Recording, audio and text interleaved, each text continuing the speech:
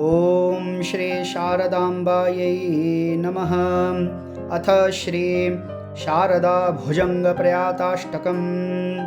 सुवक्षोजकुम्भां सुधापूर्णकुम्भां प्रसादावलम्बां प्रपुण्यावलम्बां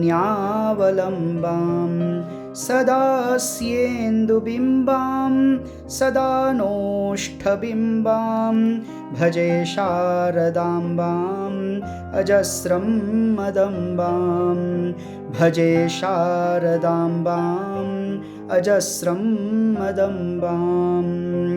कटाक्षे दयार्द्रां करे ज्ञानमुद्रां कलाभिर्विनिद्रां कलापैः सुभद्रां पुरस्त्रीं विनिद्रां पुरस्तुङ्गभद्रां भजे शारदाम्बाम् अजस्रं मदम्बां भजे शारदाम्बाम् अजस्रं मदम्बां।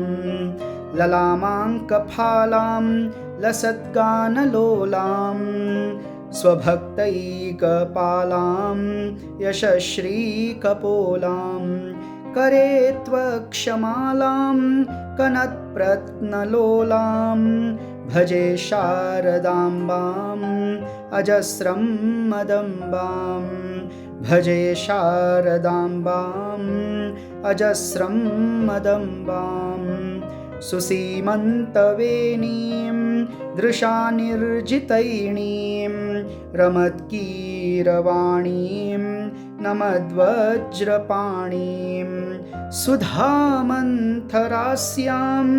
मुदा चिन्त्यवेणीं भजे शारदाम्बाम् अजस्रं मदम्बां भजे शारदाम्बाम् अजस्रं मदम्बां।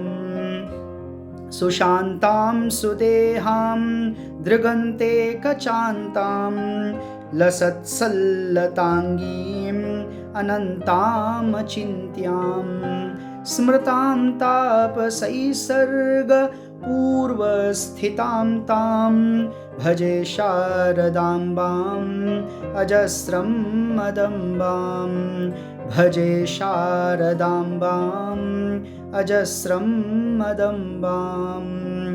कुरङ्गे तुरङ्गे मृगेन्द्रे खगेन्द्रे मराले मदेभे महोक्षे धीरूढां महत्यां नवम्यां सदा सामरूपां भजे शारदाम्बाम् अजस्रं मदम्बां भजे शारदाम्बाम् अजस्रं मदम्बां।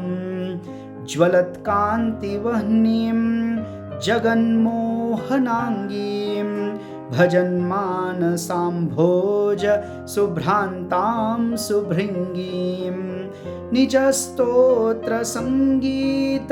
नृत्यप्रभाङ्गीं भजे शारदाम्बाम् अजस्रं मदम्बां भजे शारदाम्बाम् अजस्रं मदम्बां। भवाम्भोजनेत्राज सम्पूज्यमानां लसन्मन्दहासप्रभावक्त्र चिह्नां चलच्चञ्चलाचारु ताटङ्ककरणां भजे शारदाम्बाम् अजस्रं मदम्बां भजे शारदाम्बाम् अजस्रं मदम्बां भजे शारदाम्बाम् अजस्रं मदम्बाम्। इति श्री शङ्कराचार्य विरचितं श्री शारदा भुजङ्ग प्रयाताष्टकं सम्पूर्णम्।